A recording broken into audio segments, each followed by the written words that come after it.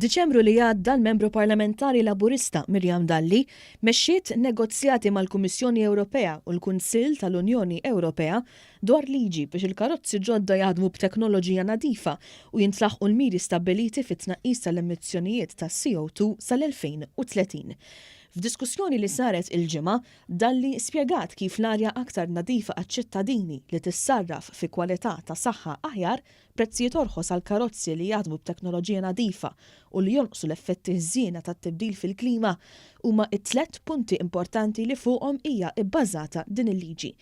L-istudji juru illi din il-liġi mistennija twassal biex jonqsu madwar 170 miljun tonna ta' emissjonijiet ta' CO2 bejn l-2020 u l-2030 u żieda ta' 6.8 biljun euro fl-2030 fil-prodott domestiku gross Ewropew li mistennija joħolqu madwar 70,000 impjieg ġdid.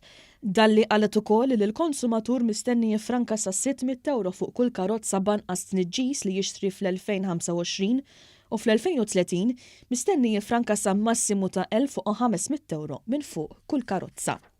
Dr. Dalli qalet li l-perjodu ta' 11 sena ta' tranzizzjoni jippermetti lil manifatturi tal-karozzi biex jipproduċu vetturi b'emissjonijiet baxxi, fil-waqt li l-pajjiżi membri tal-Unjoni Ewropea jiżviluppaw politika li tirrifletti dan it-tibdil.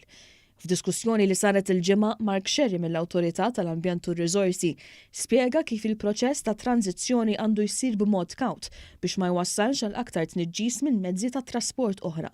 Dr. Caroline Guder, tabiba speċjalizzata fil-mediċina respiratorja, semmiet kif problemi respiratorji bħall-ażma qed dejjem jiżdiedu u allura tnaqqis fl-emissjonijiet ifisser tnaqqis fil-problemi respiratorji wkoll. Dr. Simon Borch, avukat li tispeċjalizza fit-tibdil fil-klima, spjegat kif kumpaniji li jimmanifatturaw il-karozzi għandhom jinvestu f'teknoloġija nadifa.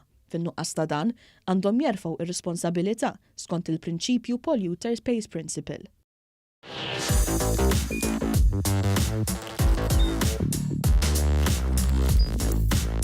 Idħol fuq one.com.mt u hemmhekk tista' tara l-programmi kollha li jxandru fuq One permezz ta' One Play.